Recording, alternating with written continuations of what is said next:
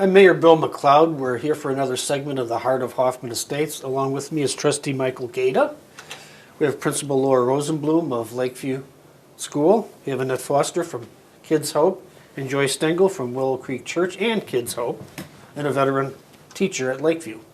Trustee Gary Stanton and I are here today to talk with Principal Larry Sasso of Thomas Jefferson School in Hoffman Estates and in Palatine Township about the Kids Hope program.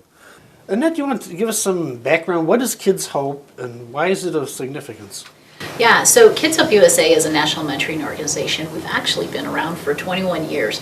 And what we do is we work exclusively with the local church. We teach them and we train them to engage in these one-on-one relationships with the at-risk kids in the public elementary schools. So mobilizing the church to reach the at-risk kids, meet their social and emotional needs so they can learn academically. How do you get referred to an at-risk kid? How does that work? Yeah, and so every school, oh boy, truly everyone could use a mentor in the schools, but it's these kids are identified through the principal and social workers. Our social worker who has a great handle on the students in our building and who might benefit from, an adult role model. But teachers might share somebody with the social worker, then she'll meet with me and we talk through it and things like that. And I have to say, Annette, one of the things I think about is my own 3 children and how wonderful it would be if they had a Kids Hope mentor, because really, even I'd like a Kids Hope mentor. Who wouldn't like someone that dedicates an hour of their life to giving you their undivided attention and support? So it's just somebody else who cares about how you're doing in life and in school. yes. So if you're a Kids Hope mentor, and I understand you are, I am. Annette, what do you do with the child? What does this entail? Yeah, so this is a consistent loving adult coming in every single week and meeting with these children through kind of that October to May. So they commit one academic season at a time. My time with my little guy, I come in during the lunch hour. And we do a bunch of things, mentoring in every sense of the word. We'll look at a face chart and I get to ask him how he's feeling. We'll maybe do some academic work. We'll do some creative play. We may do some math bingo. We always end with something fun. Something like Connect 4. We'll go in the gym and shoot some baskets afterwards. But he knows that every single week at the same time, same place, that we're getting together and I'm here just for him. So if the child has something of concern that they may not want to talk to their mother or father, or maybe they don't have a mother or father, Yeah. they can talk to you. Yeah, they know that I'm there. They know that they can open up and that I'm a safe place.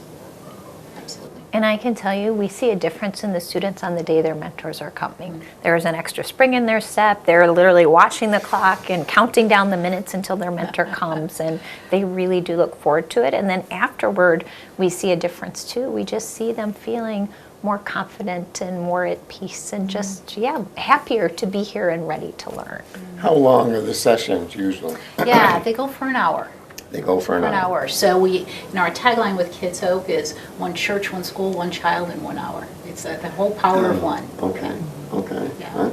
And you do this once a week?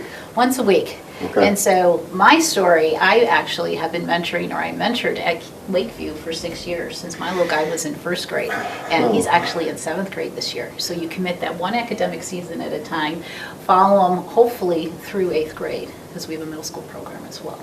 And the relationships that you build when you're with somebody like Annette was for 6 years.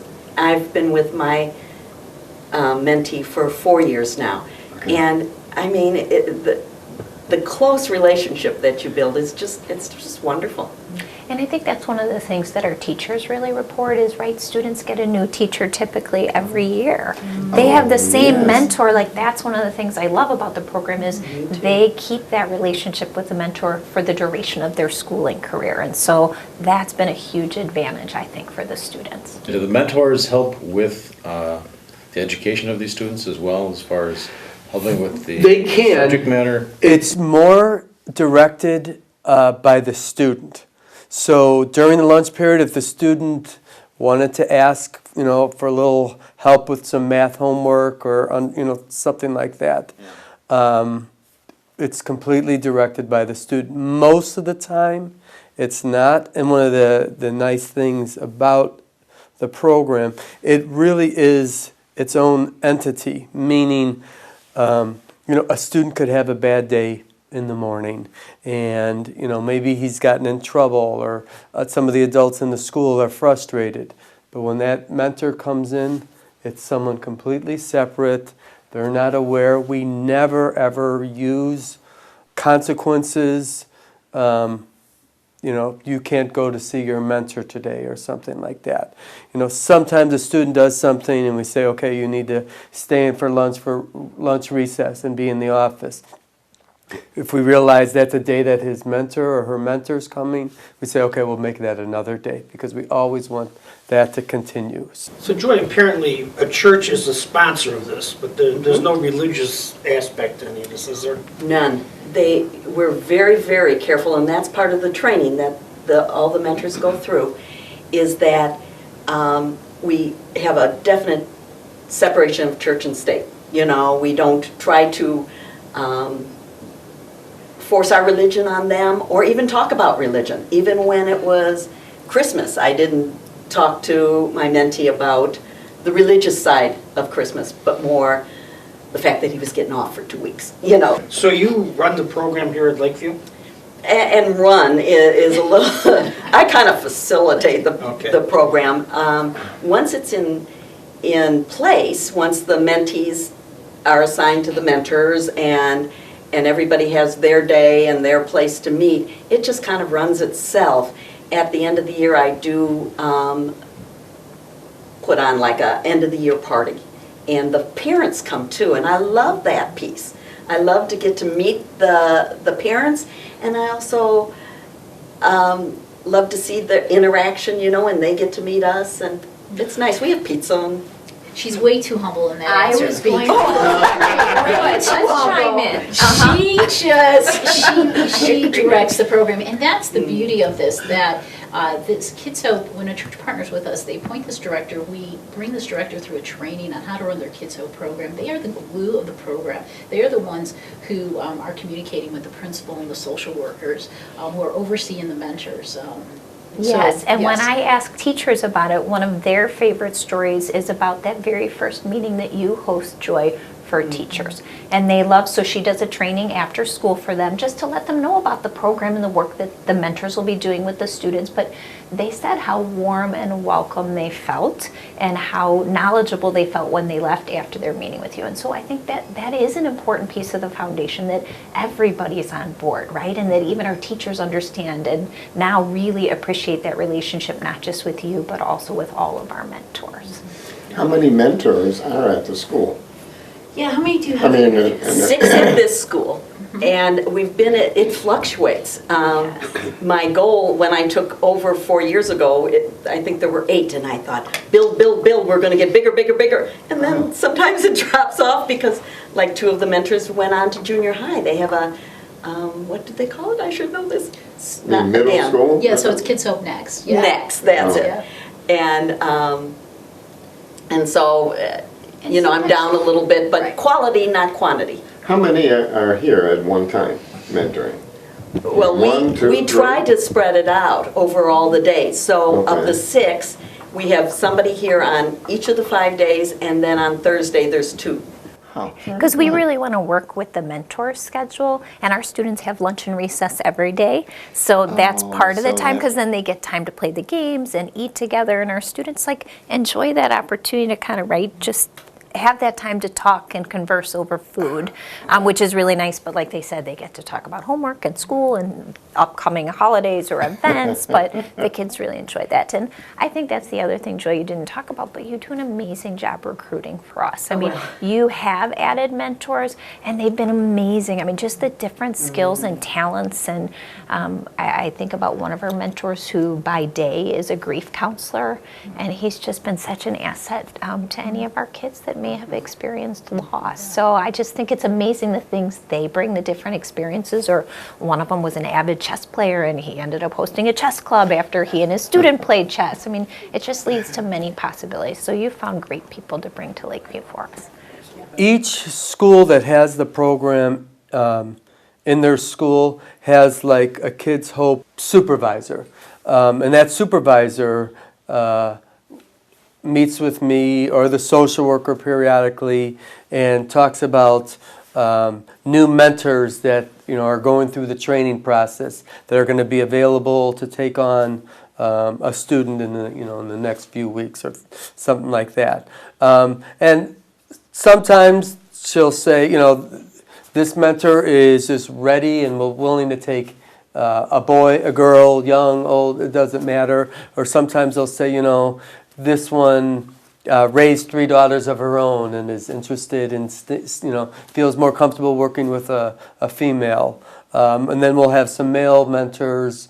Those tend to get picked up real quick because a lot of our boys seem to come to the top of our head when we're identifying kids.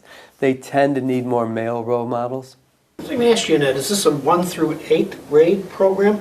Yeah, we're a K through 8 actually, K through 8. and so we focus on the youngest of kids because that's when their self-esteem is being formed. And so we want to be about prevention as opposed to intervention. Now, 3 years ago, we added our middle school program. It looks a little different. It's about 40 minutes as opposed to an hour.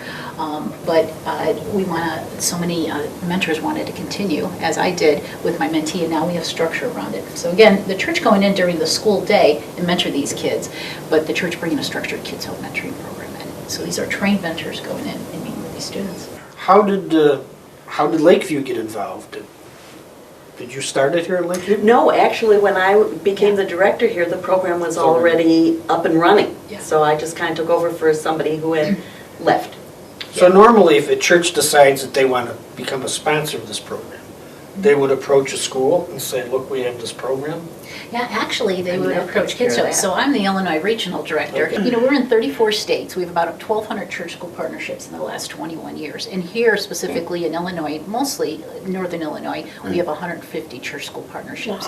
So I'm in, actually, I work with about 60 different school districts. And so sometimes a school will approach Kids Hope and say, and ask, but it's mostly a church, because churches are so great in the community to go outside their walls and do a lot of tangible, especially with the schools and the coat drives and the book bags. This is the relational piece.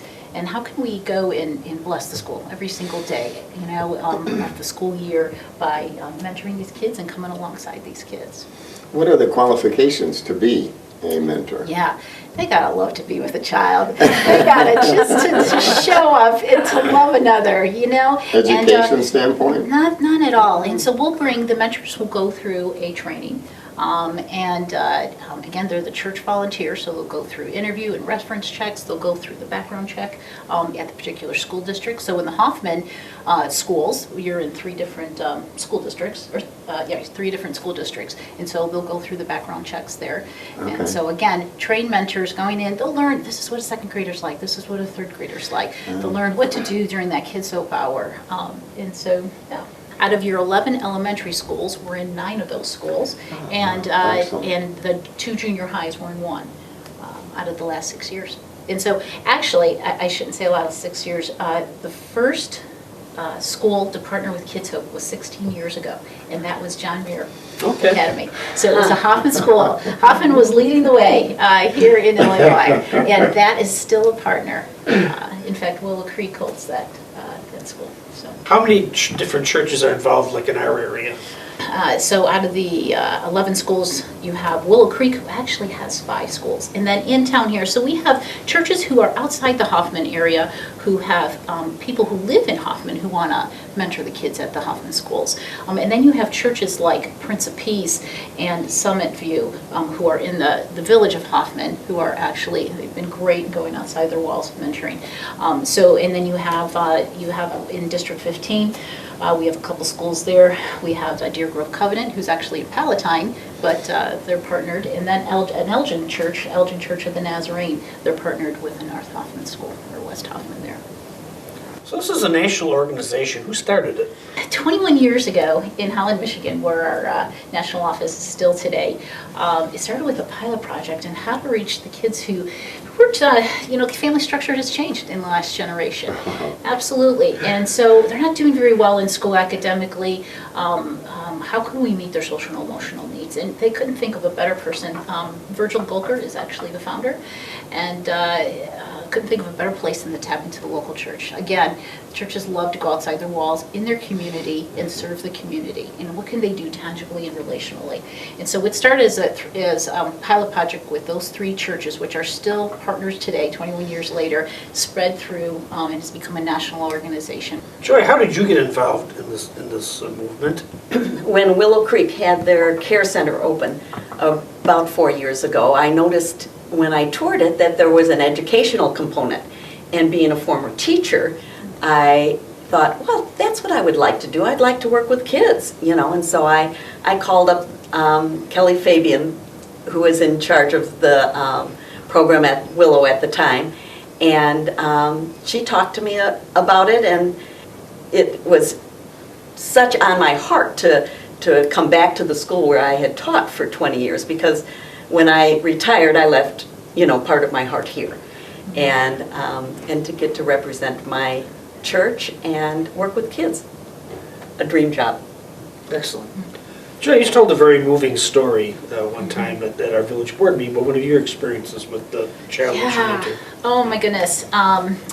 So my little guy that I've been mentoring, as I said, since first grade, I started with him in December, so right before winter break, about 3 weeks. And I can remember the second week I met with him, he came up to the door because I picked him up in his classroom, and with this big smile, and he's like, oh, I remembered you were coming today. And then the third week I came running up to the door, and he said, Annette, I was running around crazy last night. I go, you were? How come? He goes, because I remembered you were coming tomorrow. And so anyway, we broke for winter break. We came back in January, and as I always do in my session, I take out the face chart that has 32 different emotions on it, and I ask Tim, how you feeling today? And I thought he would point to the happy face or the excited face. I thought we ended well, and he pointed to the shocked face. And I said, why are you shocked? And he goes, because I can't believe you came back. So the consistent loving adult showing up in life of these kids. Well, the story continues in that at the end of 6th grade in May, I shared that story with him. And I go, do you remember that? And he just smiled at me and he goes, 6 years later, you're still by my side, And so sweet.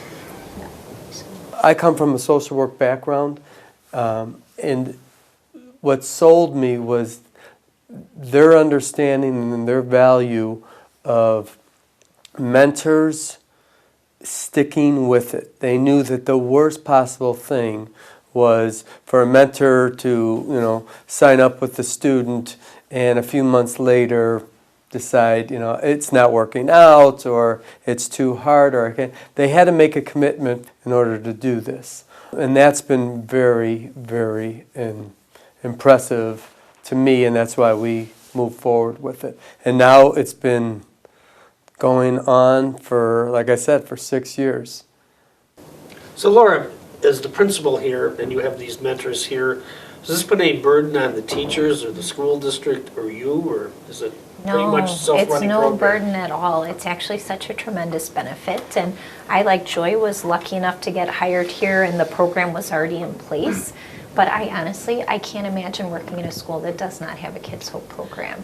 It runs so smoothly, the training that they provide, the organization, and you're right, just being paired and connected with the church, I think just makes that system, and not having multiple places and things to organize and just working through Kids Hope just makes it so systematic that it's been wonderful. We see only benefits from the program. Yeah, it's very self-sufficient.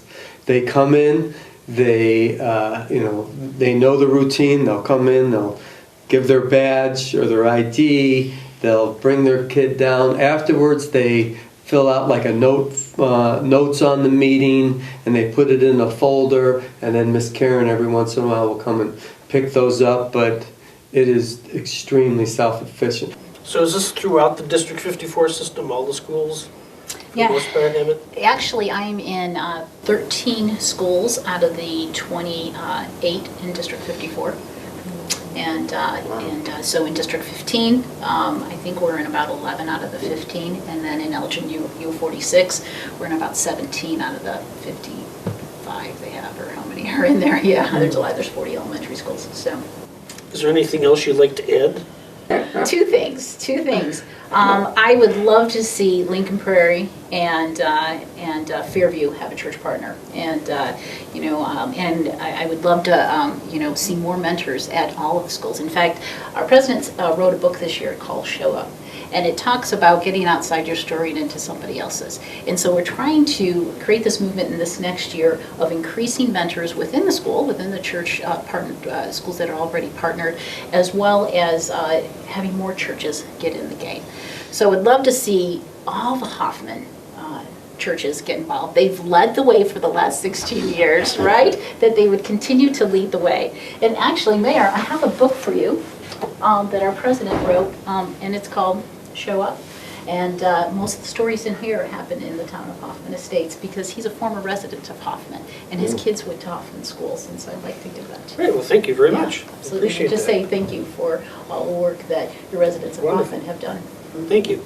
Joy, with the church sponsoring this program, what does that entail with the church? Is there a financial component? Is it getting volunteers? Is what?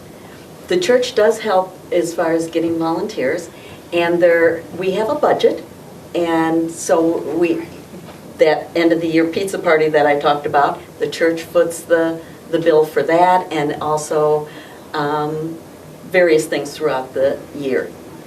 I love to add on Laura? what you said about the end of the year celebration. I think that's definitely one of our favorite events because it brings together the mentors, the student, their families, and our teachers. And so it's just a wonderful way to culminate all of the time that they've spent together that year.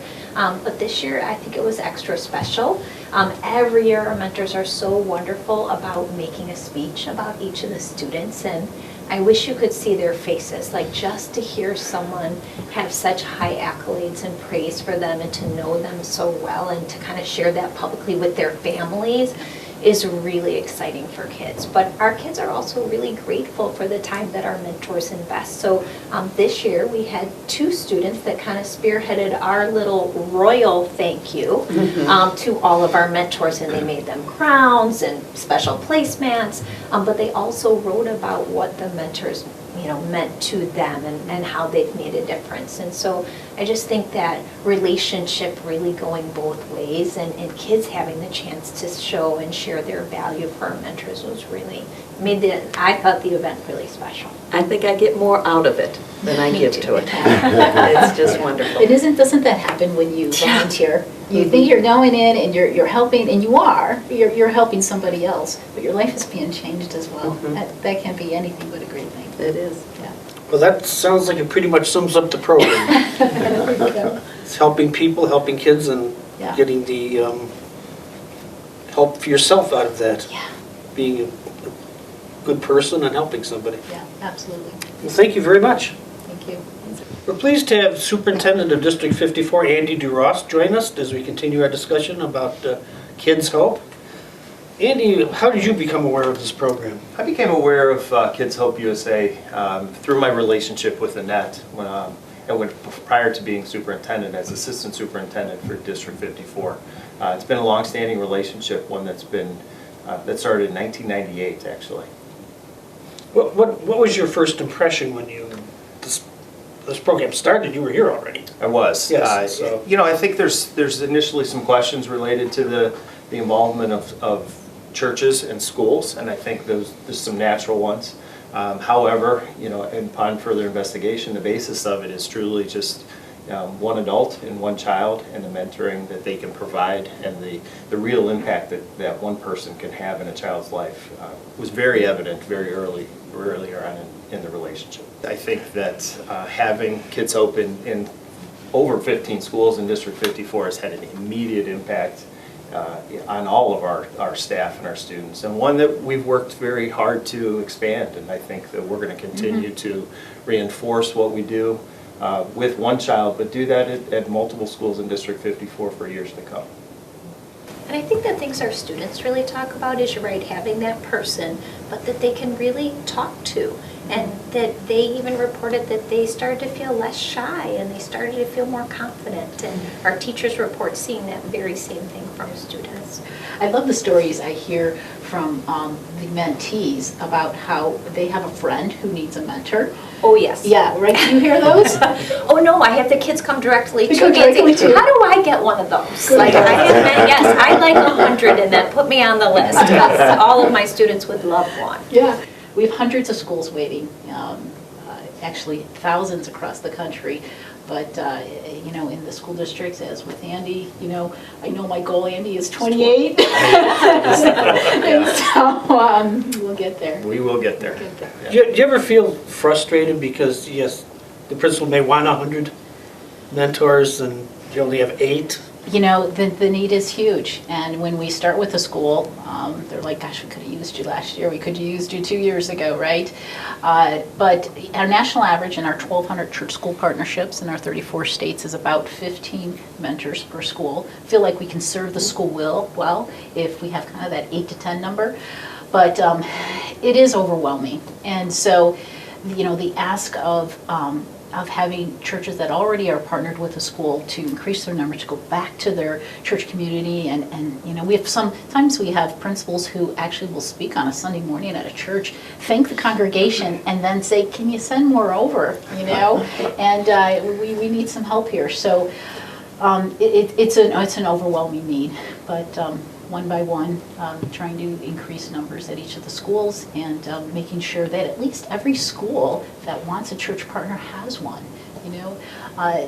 Again, churches are so great in going outside their walls. A lot of times they start with the tangible needs of the schools. Again, this is the relational need. But when they look at their school that's just down the street from their church, they want to holistically reach that school.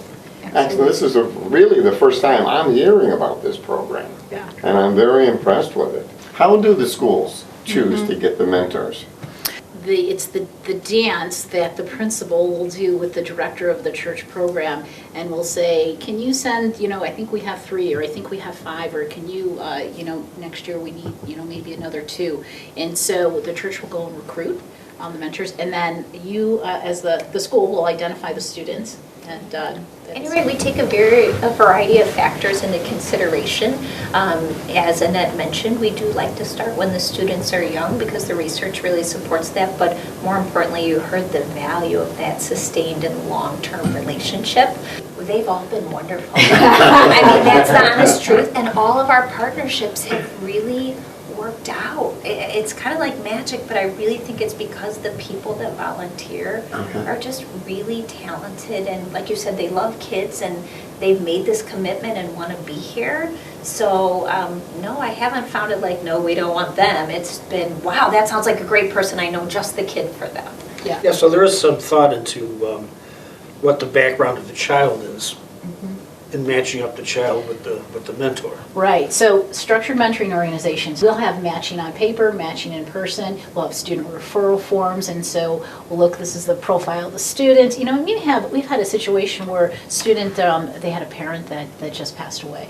And so, and they've, you know, kind of gone inward, and so can we match them up with a mentor? We've had situations like that, and there's a story where a mentor had their parent that just passed away previous, and so they matched them together, and so that was neat. So we try to be as intentional as possible in the matching process, but sometimes yeah. Yes, and I'll actually say one of the students that I was kind of interviewing and asking about that said this was a boy student, and he said it was so nice to have a boy mentor because many of our teachers are female, and that was important to him. Interesting. Yeah. So the background check that all the mentors go through at District 54, and again, this is nobody mentors for Kids Hope, and that's the paradigm shift, is that the school, the church is the one that holds the relationship with the school. Kids Hope, through our national office and our regional office, we come alongside you and support the program, because I have the superintendent to answer to, and how's the program going, and so we're always checking on the program, got to make sure, but we hold that in high regard, and making sure that, you know, everyone is mentoring according to the Kids Hope program in our structure. Well, I want to thank Superintendent DeRoss for joining us in our discussion of Kids Hope, and it's Mike Gate and Bill McLeod from the Heart of Hoffman Estates. Thank you all. Yes. Yep.